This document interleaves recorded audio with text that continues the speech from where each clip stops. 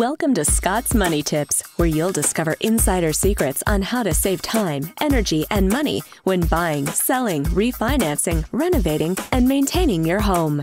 This episode is brought to you by Scott Memmott of Timberline Mortgage, the #1 mortgage choice for Utah homebuyers.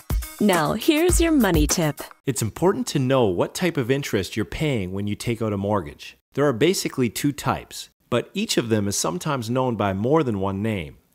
First, let's talk about nominal interest rate, also known as simple interest rate. Nominal interest is calculated on the original principal only. If you borrow $100,000 for 1 year at 7%, you end up paying back $107,000. Now let's talk about effective interest rate, also known as compound interest. With effective interest, the interest rate is applied to the original principal and all the accumulated interest. If you borrow $100,000 for 1 year at 7% and the interest is compounded monthly, you end up paying back $107,229. Therefore, the effective interest rate is actually 2.229%. Of course, actual mortgages are more complicated than this because payments are made monthly or even more frequently rather than at the end of the year. But the result is still the same. The effective interest rate is slightly higher than the nominal interest rate.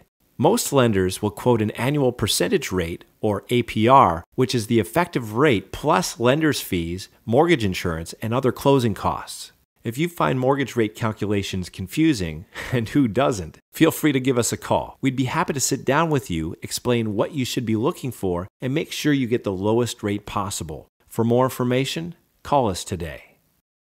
Thank you for tuning in to this episode of Scott's Money Tips. If you have any questions or comments, please call Scott today at 801-735-6788.